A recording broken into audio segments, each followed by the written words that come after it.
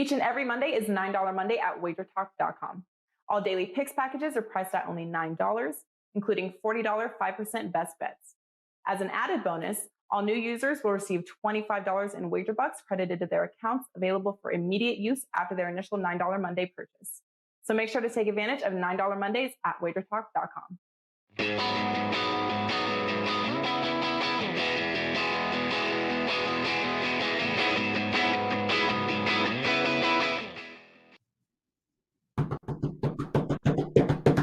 Yeah, baby. Hello, Teddy. It's me, Lawrence Presman here. Welcome, everybody, to WagerTalk Today. Rob Veno right off the top. Two college basketball games, St. Louis, Dayton, Utah State, Boise State. And we're going to look at the Golden State-Orlando game twice because Skee's got that game as well at the bottom of the hour, and we're doing all NBA with him. Teddy's big game breakdown, 3-1 this week, so you got to stay and listen to that. And, well, Ted Cruz had a bad day yesterday. Did you know that I used to debate against Ted Cruz back in university? I did not know that. Yeah, he did not like me. We did not get along, Teddy. Ted Cruz back in university, 20 years old, 19. He'd wear a suit and carry those, the hard briefcases. You know the hard briefcases I'm talking about? Yeah, I've got one. And he was so pompous. It was absurd. And I was a Grateful Dead, drug smoking, hair down to my waist hippie.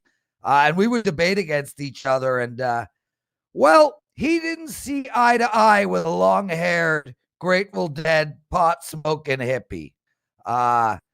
So take that, Ted. Take care of your people in Texas instead of going on a vacay. Teddy, how are you today? You doing good? I'm doing just fine, Prez. How about yourself? Wonderful. Did I talk politics there? I don't think so. I didn't say whether I like his politics or not. I just was mentioning that I knew Teddy. Maybe we should go straight to your B6. It's time for a little bad beats, bad bets, and bad for the books. A recap of what happened in the sports betting world last night. And it's funny because I was looking at this first game we're going to talk about, and it was really the only bad beat that I saw last night. But I was looking at the meaningless three from a completely different standpoint from the tweet that I got. I got a tweet from Chip Guy at BTF Chip Guy. He says, I love Chip Guy. He goes, as a fellow Michigan alum, I'm happy to inform you that I was finally on the right side of a bad beat, taking Michigan over in the second half. Thanking you, meaningless three from Rutgers men's basketball. And, of course, Michigan was -9 versus Rutgers, and they were literally covering the entire second half. They were up by 11 with under 30 to play, and Rutgers wasn't going to foul if they missed. But then Jacob Young hits the three, and then he hits another one, the meaningless three in the closing seconds. Wolverines win by only 8. The full game total still stayed under 136.5 was the closer, was 135 was where it landed. But that meaningless three sent the second half over, and it cashed all the Rutgers tickets. Tough beat if you had the Wolverines. Although, frankly, as a Michigan alumni, my senior year, Michigan left me with thousands of dollars of, quote, unmet need in my financial aid package. And I was hungry. It was not a year where I had any money to do anything with. And I've held it against Michigan ever since, so I enjoy every bet that I make against the Wolverines, even though they're my alma mater. When it comes to bad bets last night, look, everybody loved the spot for Wisconsin last night. The Badgers from +1 to -2. There was a problem, though. The spot might have been right for Wisconsin, but the Hawkeyes were the better team on any floor. Iowa, wire to wire. They win by 15, all the money for Wisconsin. Bad bets. The wise guys bet Cal last night down to 1.5 at Wazoo. It wasn't pretty. Last I saw, they were down 30. That certainly wasn't a right side. On the Milwaukee Bucks, bet up from -6 to -7.5. What does the NBA do? They knee-jerk to every injury. No Lowry for the Raptors. Boom. The money comes from Milwaukee. What happens? Toronto beat them again. 5th straight loss for the Bucks. The last 4 all coming as chalk. The money for Milwaukee goes in the bad bet category. When it comes for bad for the books, huge steam move on the under yesterday. I was on the wrong side of this with the big game breakdown. Nets Lakers 237 at the open, down to 230. There was no pace from the get-go. Stayed 23 points under the closing number. That's certainly not a great result for the house. That was the wise guys special last night in the NBA. All that under money on Brooklyn, LA. And then in college hoops, bad for the books, San Diego State, Fresno State. Nobody lost. It was minus 13.5 on San Diego State all day. There was plus 14 on Fresno all day, right through tip-off. The Aztecs win by exactly 14. That's a bad result for the house. When half the bettors win and the other half the bettors push. Never a good result for the books. There you have it, Prez. Little bad beats, bad bets, and bad for the books. Back to you, my friend. Thank you, Theodore. And I got some good news. I was on the opposite side of a bad beat. Oh yeah. It happened. I got lucky. Arizona, LA Kings. I played under 5.5 last night. 2-2 halfway through the second period. Turned the TV off, went upstairs with the woman. You can figure the rest out. Came down. Overtime 2-2. Yeah, baby. My bad beat run is not only over, but it is reversed.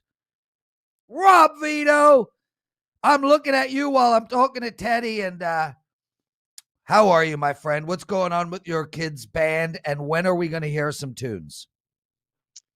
Well, you should hear some tunes shortly, I would think, within the next couple of weeks, as this thing is in the final stages. Everybody back home now from Los Angeles. Have you heard it? I told you that last week. So, everything's good on that front, Prez. I don't know, nothing new, just a couple of weeks, and I think you'll be able to hear the new album.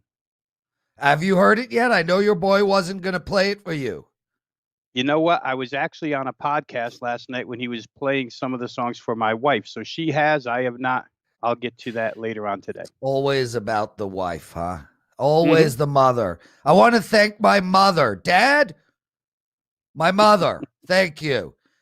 You know, it's so funny because the women, they're like, oh, we got to carry the kid for 9 months. Are you kidding?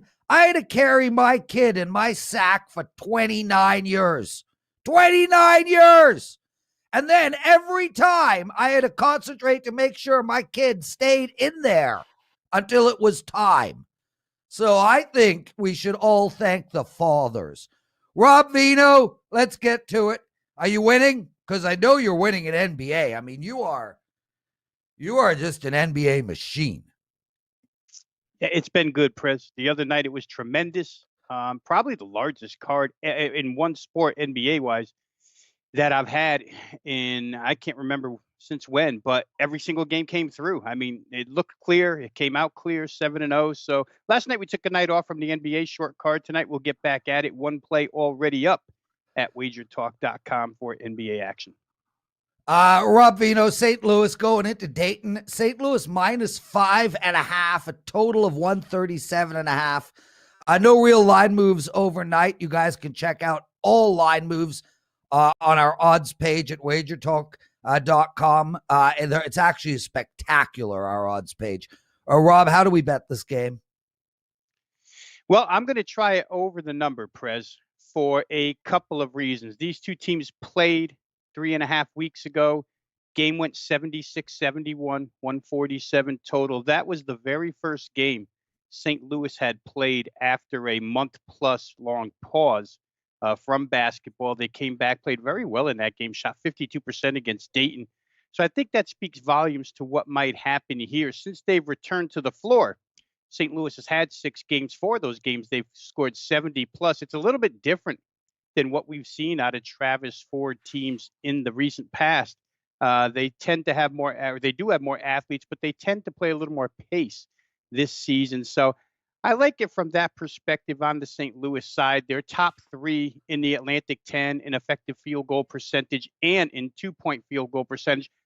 Not only are they top 3 in the A10, they're top 50 in the country in both of those categories. 4 of the top 5 scorers on this team all shoot 48.5% or better. So you've got a really good shooting team. The fifth of those 5 players shoots 45. So everybody good.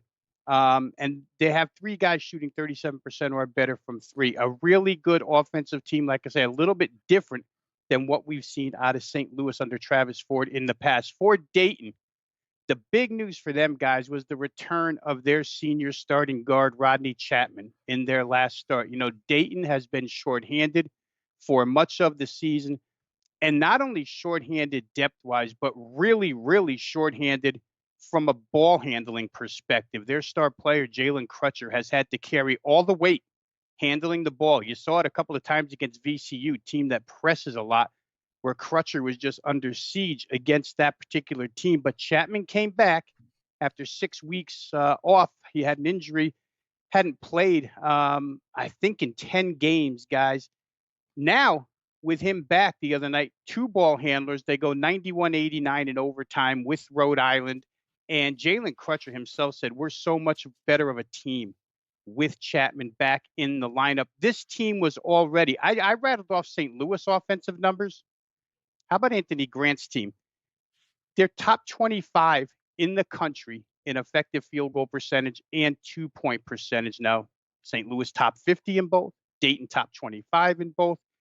They're top 75 in 3-point field goal percentage. The reason why that's important is because in their game against Rhode Island last night, their top 2 3-point shooters go 0 for 10 from the floor. You would expect a bounce back in this game. I think you'll get it.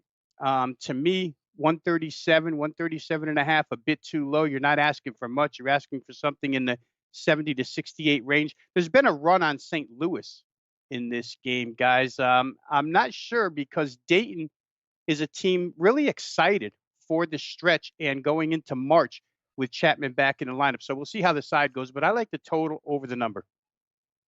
So let me ask you this, Rob, because I certainly don't disagree with anything that you said. And you make a strong case for the over. I just want to ask you, when it comes to the Billikens, I mean, defensively, they're really good. They've gone under 4 straight. No opponent scored more than 60 points against them.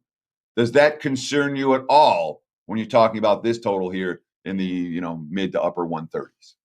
Yeah, I gave it a look, Teddy. 3 of those 4 teams, 9th or worse in offensive efficiency in the A10. The only one that isn't is St. Bonaventure, which plays extremely slow pace and not a good shooting team. St. Bonaventure's asset, unlike Dayton's a very good offensive team from a shooting perspective. St. Bonaventure's effectiveness really comes from rebounding on the offensive glass and putback. So different style there. I think these 2 styles match up real well, but I did look at it. I just think that when you're playing LaSalle, when you're playing Fordham, and the other squad I'm missing right now that's in the bottom 5 of offensive efficiency in the A10, I think this is a different matchup, different style. We'll probably get better pace and more points.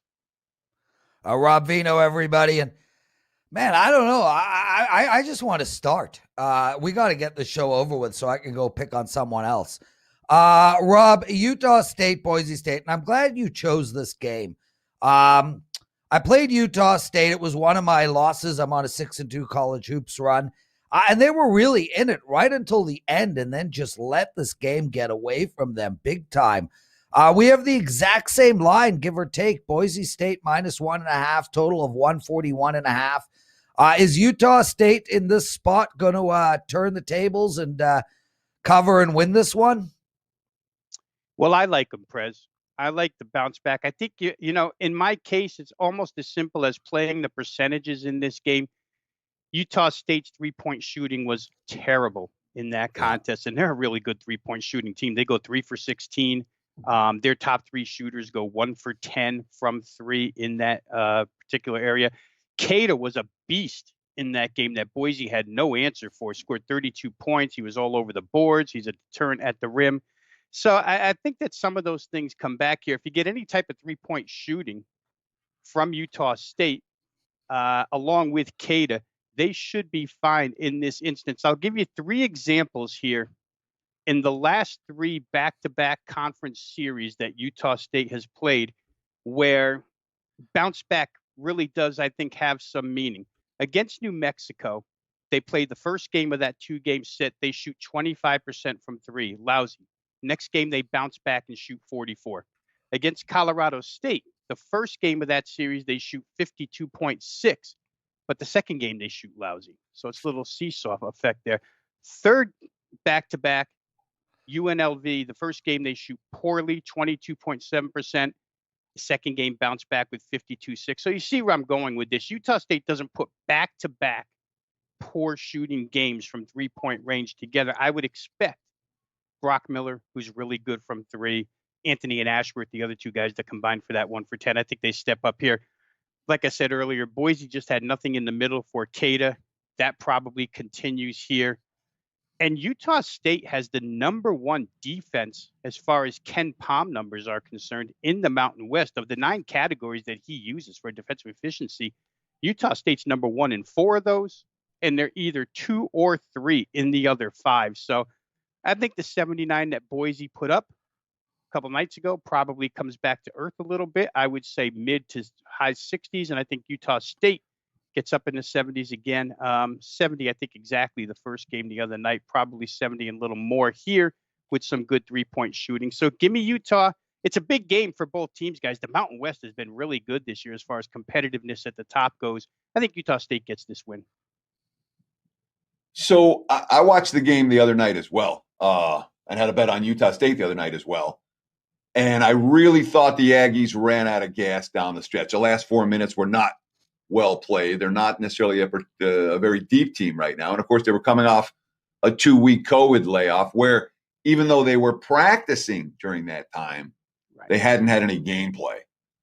Do you think that this Utah State team is going to be able to bring their A game for 40 minutes tonight? Or do you think that there is still going to be some lingering effects from their shutdown over the previous 2 weeks?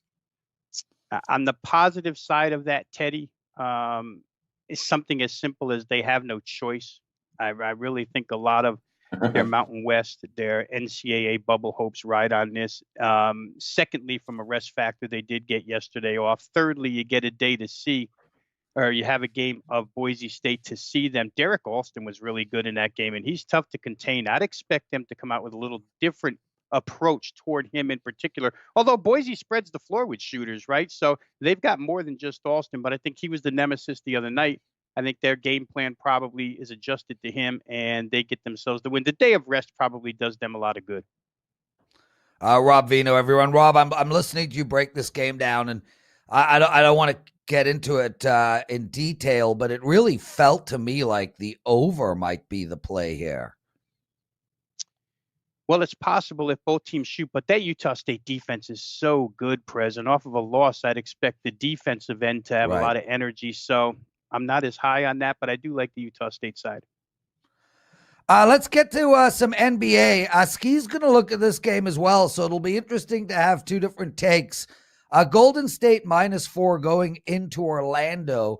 Will the Orlando team have any magic tonight? That was a terrible, terrible freaking joke. Like 2 out of 10. Rob? Well, it's possible that you get 2 of the same take out of me and Skee. I'm not sure what he's going to say, but for all the viewers right now, pay attention when Skee comes on. As for myself, I like the game over, guys. 224. It's been bet up a little bit from 222 to 224.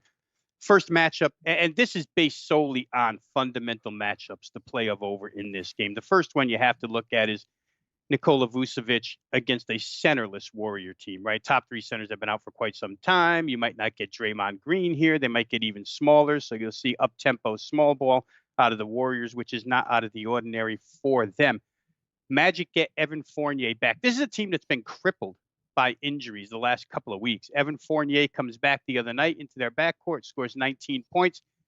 Still a bit of a lingering back problem when you read quotes from him, but you expect him to go here tonight, which helps them offensively. They also got a couple other guys back into the lineup. So the rotation lengthens for them, which is a huge help for the Magic. As for the Golden State side, these two teams play just a few days back. Steph Curry goes for 40 in that contest. They really don't have, and not many people in teams in the NBA do have an answer for Steph Curry.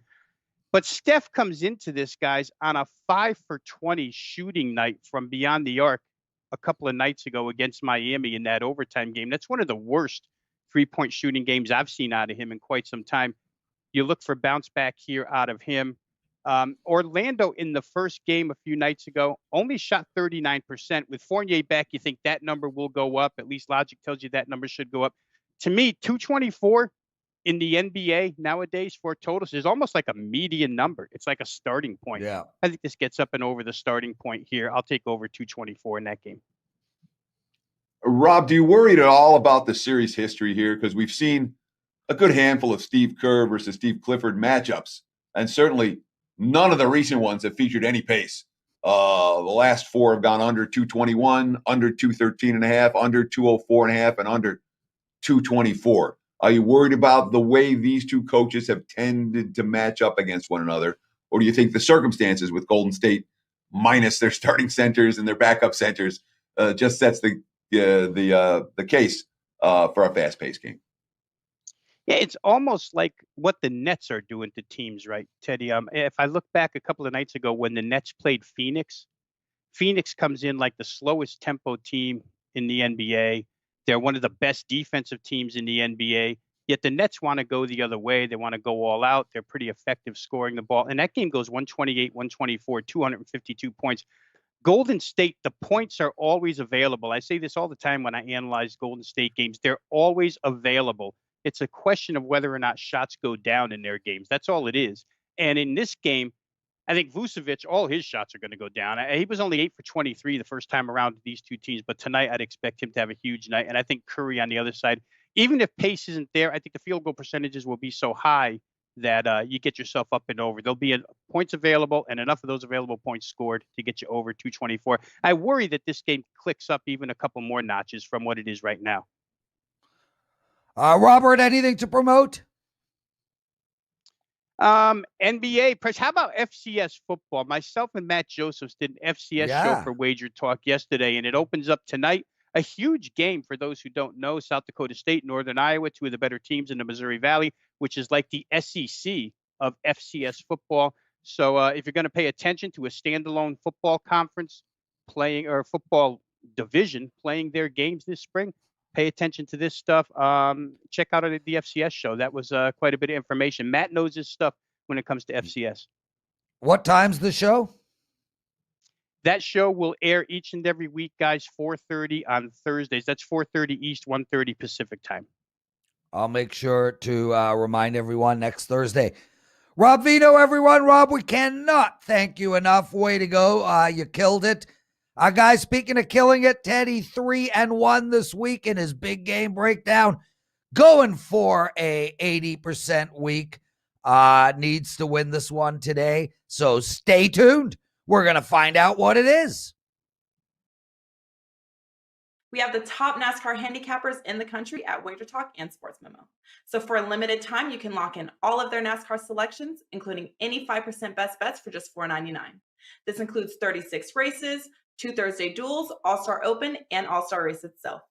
While Chase Elliott is the best in NASCAR, Andy Lang, Rocky Atkinson, and Steve Merrill are the best at handicapping NASCAR. And for the next 7 days, you can use coupon code CHASE21 and take $100 off the NASCAR Season Pass. That's just $11 per race for all selections. This is a limited time offer, so to redeem your $100 off, just go to WagerTalk.com or SportsMemo.com, choose Andy, Rocky, or Steve in the Experts dropdown, and use CHASE21 at checkout.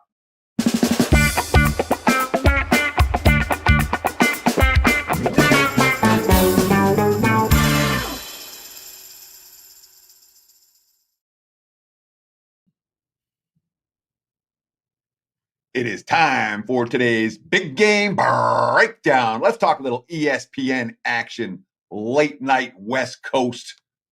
Utah Jazz and the LA Clippers. Looking at the Wager Talk live odds screen right now, mostly -4s on this game for Utah. Total sitting in the 224.5 range as we speak. This line may well move. We're still getting questionable for Paul George. We're still getting questionable for Kawhi Leonard. We don't officially have a status for Nicholas Batum. The Clips played without all three of those guys on Wednesday against Utah, and they lost by 18, the Jazz 9th consecutive victory. And the Jazz have done so many impressive things during this run. But what might have been most impressive was that instead of overwhelming the Clips on the perimeter, like they've done a lot during this span, just turn to Rudy. And Rudy, 23 points, 20 rebounds, only his second 20-20 game of the season. And the Jazz, they looked sluggish for good portions of that ball game. Well, ended up winning again. 18 of the last 20 games have been double-digit victories. So my opinion about the Utah Jazz right now is as simple as it gets.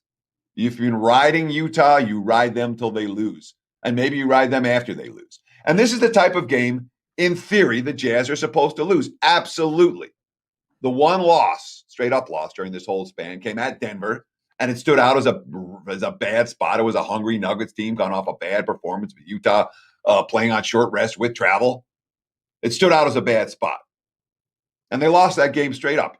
This one doesn't stand out quite as much, but certainly when we think about the Clippers off a loss, we think about the Clippers in revenge. We think about the point spread that we're being asked to lay with the Jazz here.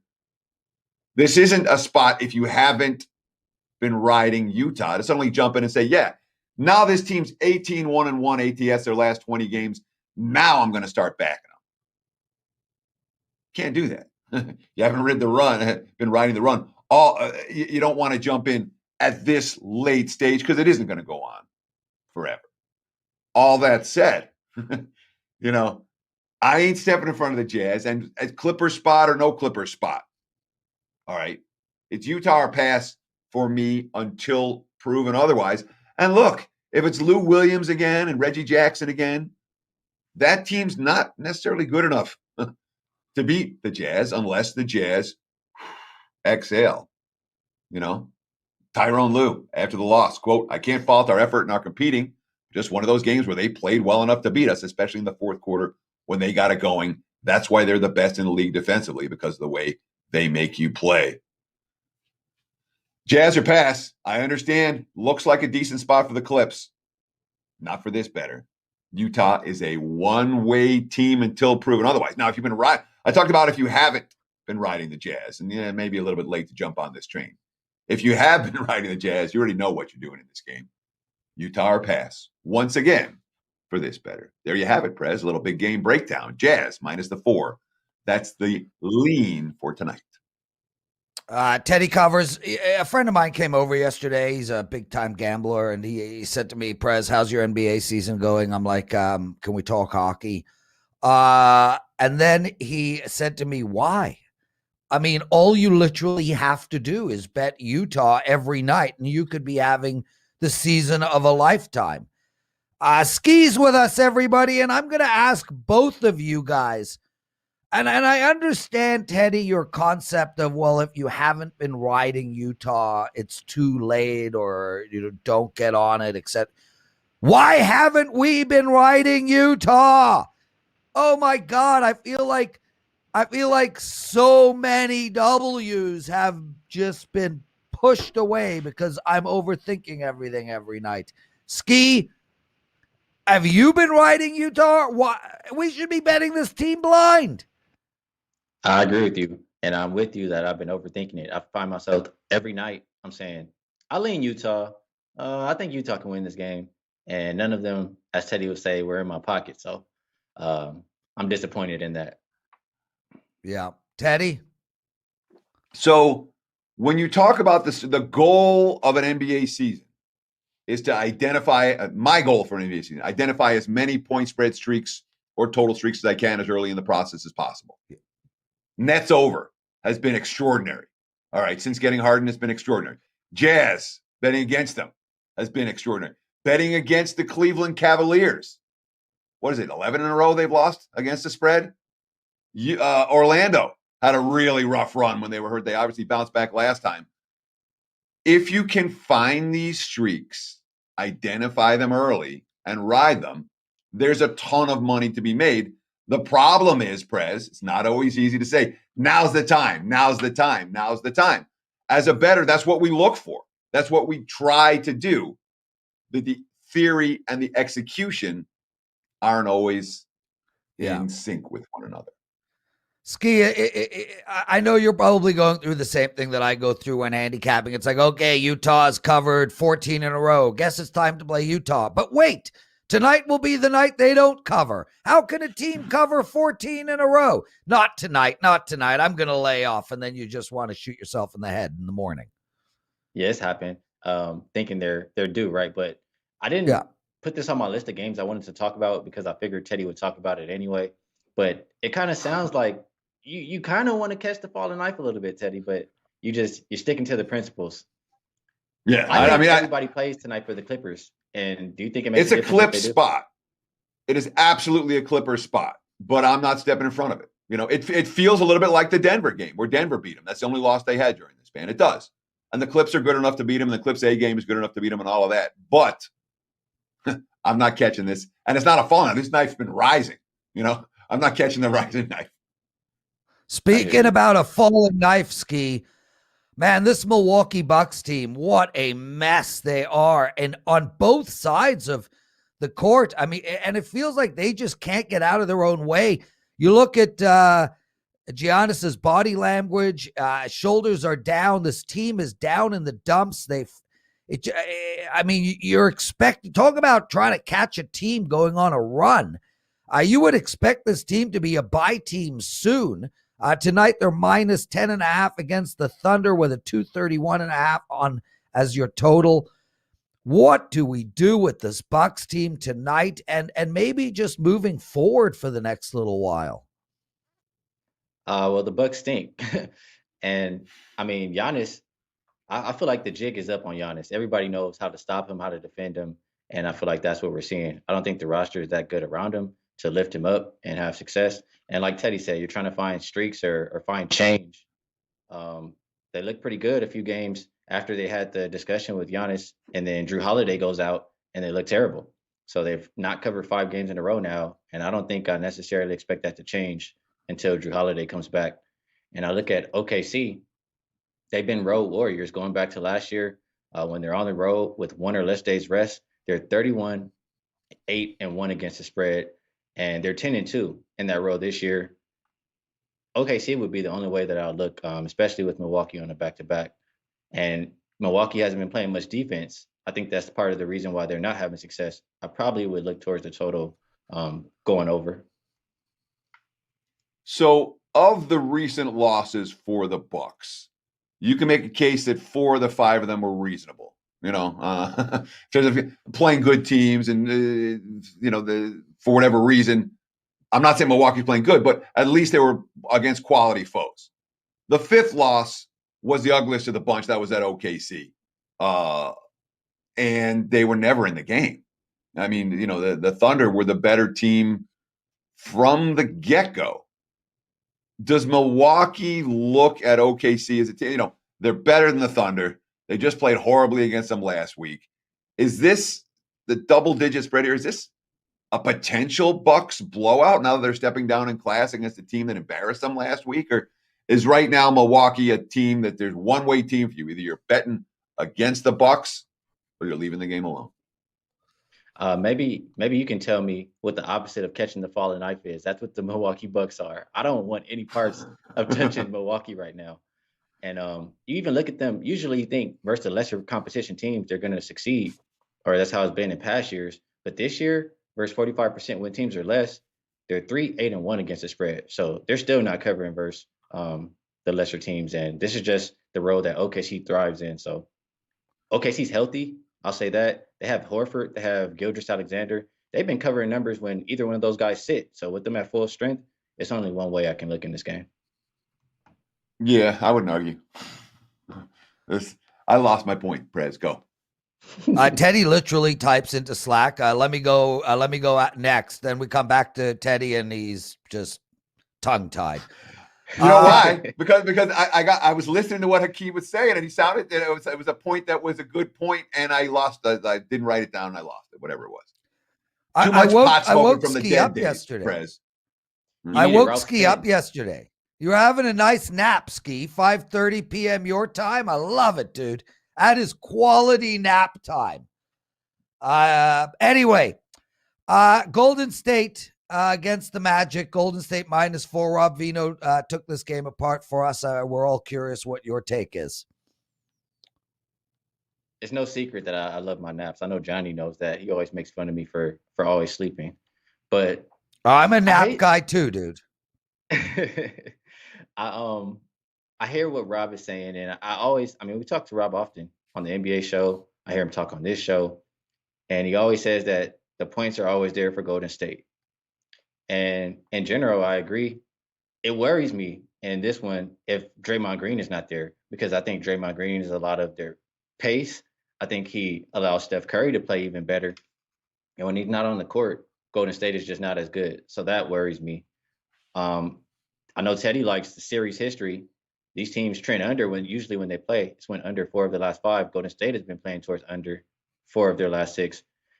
I hate to disagree with Rob, but I look more towards an under. And I look at the Magic when they have 1 or less days rest and they're home dog facing one of these better teams, 55% when teams are better. They're 0-13 and 1 against the spread the last 14, and the under is 11-3. And this year, they're 0-3 against the spread, and the under is 3-0. So if Draymond Green is out, I would look towards less points in this game. And if he's in, I probably would look more towards the Warriors side.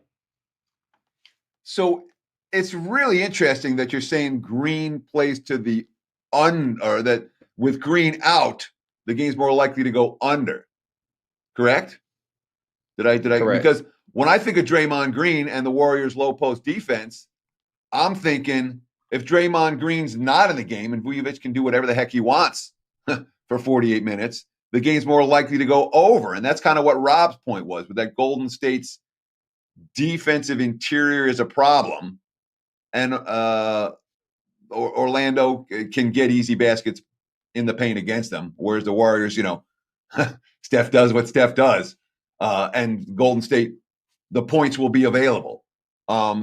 Explain your thinking on Green, because I'm kind of on the other side of that, where Okay. Green correlates to unders as opposed to overs. Green in correlates to unders. Well, for one, Rob makes a great point that buckets should be available for Vucevic, because I don't think it matters if Draymond Green is in or not. Draymond Green is not going to defend Vucevic. I think he's too small. And they're missing Wiseman and Looney already. So I do think that Vucevic has success, whether Draymond is there or not. It's just my thinking as far as what I like from Draymond towards the over is when he gets the ball, he's going to push the pace. He's another playmaker for Golden State to help everybody else get set up. He helps Steph get set up on his game. And I just think the offense for Golden State won't be as good without him on the floor. Skee Profit, everybody. Skee, we were going to look at the Nuggets-Cavs game, but it's been postponed. Do you have anything to promote, my friend? I know your NBA is, you're just a machine. Geez, another game got postponed? Yeah, you sure about that? Well, then I'm wrong. Which Yeah, by don't the be way, scaring me Teddy, like that. does happen from time to time. I would say I'm right 97% of the time. So you did catch me when on my I'm not see. Oh, there it is. I'm an idiot. Well, then Skee, let's do that game. Nuggets, hey, you can. Let's. I'm good with that. I can't be perfect. 97%. I got room for error. Anyway, blah, blah, blah. Skee, -8.5 Denver. As Teddy has pointed out, Cleveland is on a magnificent ATS losing run. Fill us in. Yeah, Denver, they haven't been great themselves. They've only covered, 2 of their last 8 games. I know Cleveland has been a one-way look, like you fade them or you just don't get involved. It's tough for me to lay this many points with Denver, but if I had to, gun to my head, that's the only way I can look. Cleveland has just been that bad. It's supposed to be a flat spot for Cleveland, but only kind of, because they were supposed to come home, I think, 2 days ago and play a game, but it got postponed. So now they've had time to kind of get things together off of that long road trip. So that kind of hurts the flat spot angle there. But Denver is the only way I look on the side. As far as the total, Denver's went over, 10 of their last 14 games, 10-4 to the over on the road. I look at them when they play back-to-back road games and with these high totals versus these lesser competition teams. Going back to last year, the over is 8-3. The average total was about 219. and it went over by 5 points per game. I think Cleveland, both teams will probably play a little bit more up tempo, and I don't trust Cleveland's defense. I don't necessarily trust the Nuggets defense either, especially I see Gary Harris out in this one. I think I like points in this matchup. So if you look at the last 10 games for each of these two teams, they're 3-17 against the spread combined. If you take out the one time where they played each other, they're 2-16 against the spread combined. Of course, the one time they did play, Nuggets 133, Cavs 95. What's wrong with Cleveland right now? I just don't think the guys, I don't even know for sure. It's been a team that I honestly don't watch too much of the games anymore because there's so many other games that I would rather look at. But you would have to tell me. It's a team that I can only look one way. I'm betting against them, or that's it. I don't know what exactly the problem is. I thought that they would be better when Garland and Sexton came back, but it just hasn't panned out. I think that they're not even playing Drummond. I just don't think everybody's bought in for Cleveland. That may be the problem if I had to say one. Yeah, okay. I was just going to say, Teddy. I think that my read on when the Cavs made the trade, and my read on the Cavs was buy. I'm like, this team is this. There's hope. There's potential. They like each other. I don't think I've had a wronger read on a team all year than the Cavs. And I lost of this 11-game losing streak. I bet on them the first 2 games and then didn't bet against them the last 9. I bet on after the first one. I'm like, there's it's okay. I think they lost to the Knicks and they had the T-Wolves next. And I'm like, well, they had a bad game and the Knicks, they'll bounce back here. And they haven't bounced back. So my read on Cleveland couldn't have been wronger. It really couldn't have. And talk about riding those streaks, Prez. If I started out and was like, oh, this is the time to bet against the Cavs and won those first 2 betting against them, who knows? We might have cast 11 straight. Unfortunately, I'm 0-2. Despite, I'm with you 100%, Teddy. I did the same exact thing. I thought the Cavs were buy on. I bet the first 2 games. And after that, I said, keep the Cavaliers as far as you can away from me. I don't even want to look at them. And that's where I'm at today. I've been trying to stay far away from their games. But in this one, I do think we get points. There you go, boys. Skee Profit, man. We can't thank you enough for joining us. What a fun, great show, Teddy. Rob, Veno, Skee, you made some good points. I think I've been mediocrely funny and entertaining. I got a 0 out of 10 from one of our listeners. I'm good with that, Teddy. I'm good. Start with me, baby. Just remember who's got the pipes, Teddy. Let's take a quick break. Penalty box segment. I got a game for you tonight. I got a game for you tomorrow. I'm absolutely rolling in the penalty box, so do not miss this. Each and every Monday is $9 Monday at WagerTalk.com. All daily picks packages are priced at only $9, including $40 5% best bets. As an added bonus, all new users will receive $25 in wager bucks credited to their accounts, available for immediate use after their initial $9 Monday purchase. So make sure to take advantage of $9 Mondays at WagerTalk.com.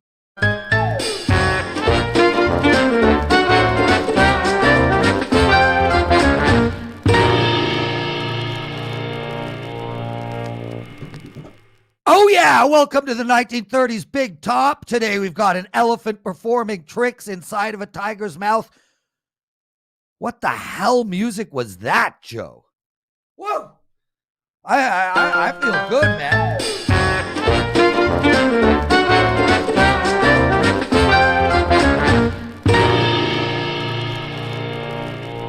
Well, hello, Laurel. It's me, Hardy. What's up next, Joe? That's what we're going to do this whole segment. Put on some Go. Glenn The clock's Miller on. next. Oh my God, Joe, that's just too much. Anyway, guys, penalty box segment. Cue the clock. I got 2 games for you all. What a fun week it has been. I hope you guys have a great Friday night and Saturday and Sunday. Guys, tonight we're going. This is a play that I have released to my clients in keeping with the old Friends of Ralph segment. Every Friday, I have released a play that I give out to my clients, and well, today's no different. Carolina in regulation.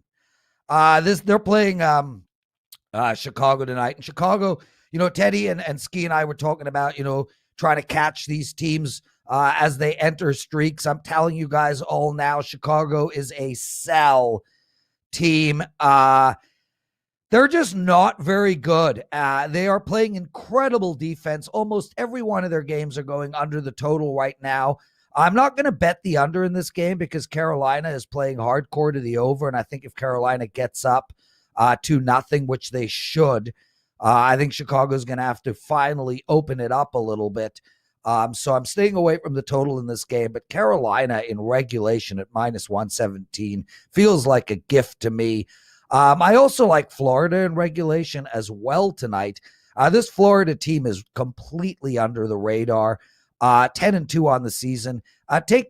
It's always important to see, what is a line relative to another line.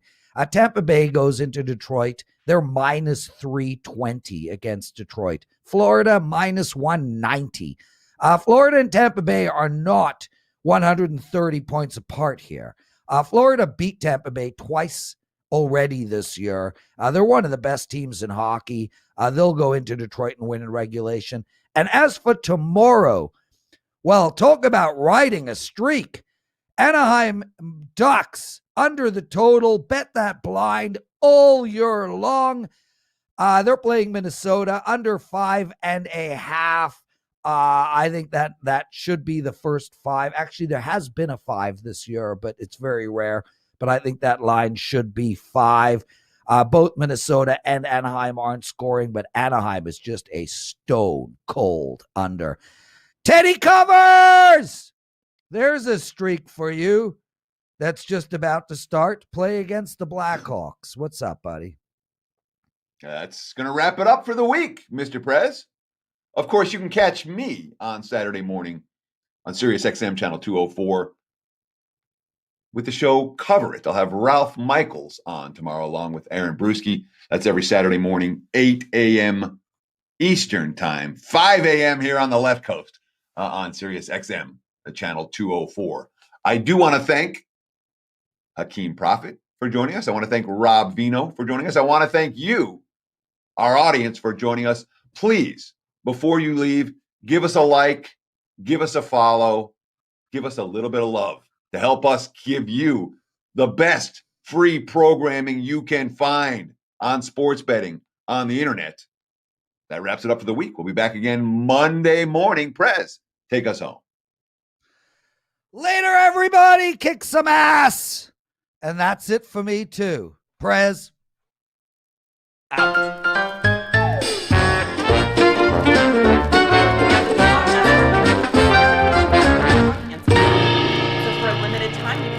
All of their Nascar selections, including any 5% best bets for just $4.99. This includes 36 races, 2 Thursday duels, All-Star Open, and All-Star Race itself. While Chase Elliott is the best in NASCAR, Andy Lang, Rocky Atkinson, and Steve Merrill are the best at handicapping NASCAR. And for the next 7 days, you can use coupon code CHASE21 and take $100 off the NASCAR Season Pass. That's just $11 per race for all selections. This is a limited time offer, so to redeem your $100 off, just go to WagerTalk.com or SportsMemo.com, choose Andy, Rocky, or Steve in the Experts dropdown, and use Chase21 at checkout.